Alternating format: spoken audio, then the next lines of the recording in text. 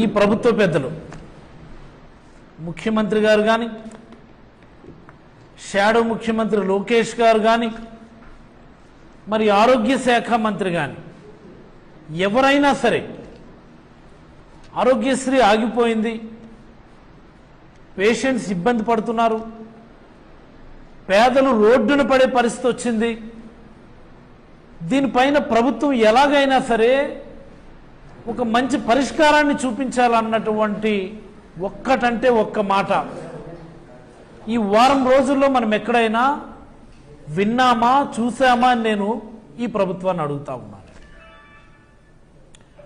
మీరు చూసుకోండి, ఈ ప్రభుత్వం వచ్చి సుమారుగా 22 నెలలు కావస్తుంది. ఈ కేవలం ఈ 22 నెలల కాలంలోనే this is the second major disruption. ఆ మాటకు వస్తే ఈ 22 నెలల కాలంలో డిస్రప్షనే కాదు, ఇది ఆరోగ్యశ్రీ మొదలు పెట్టిన తరువాత this is the second major disruption. ఇంత ఈ మాదిరి ఆగిపోవడం అనేది this is the second time. First time ఎప్పుడయ్యా అంటే మొన్న అక్టోబర్ 2025 అక్టోబర్, అంటే ఈ ప్రభుత్వం వచ్చిన తర్వాతనే 2 సార్లు మేజర్ డిస్రప్షన్ వచ్చింది. ఒకటి 6 నెలల క్రితం అక్టోబర్లో, ఇప్పుడు ఏప్రిల్ 1 నుంచి. అక్టోబర్లో సేవలు ఆగిపోవడానికి కారణం కానీ, రెండోసారి ఏప్రిల్లో సేవలు ఆగిపోవడానికి కారణం కానీ సేమ్ ఒకటే కారణం, గవర్నమెంట్ బిల్స్ ఇవ్వడం లేదు. ఒప్పందం ప్రకారం ఏంటి, 45 రోజులకు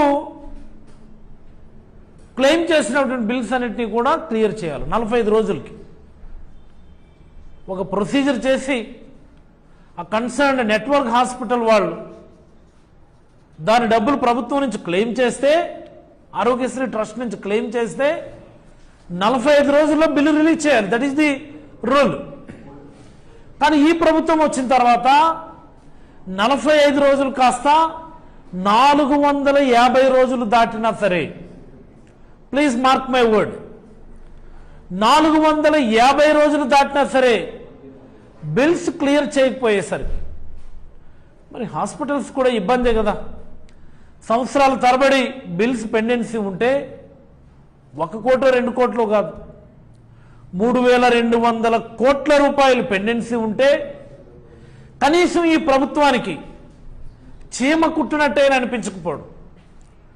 వారం రోజుల నుంచి ఆరోగ్యశ్రీ సేవల్ని అత్యవసర సేవలతో సహా OP, inpatients, emergency, all kinds of Aarogyasri services ఆ పూర్తి స్థాయిలో ఆపేసినా సరే కనీసం ఈ ప్రభుత్వంలో స్పందన లేకపోవడం ఈ ప్రభుత్వం యొక్క మొద్దుబారుతనానికి నిదర్శనమని నేనైతే అభిప్రాయపడతా ఉన్నాను.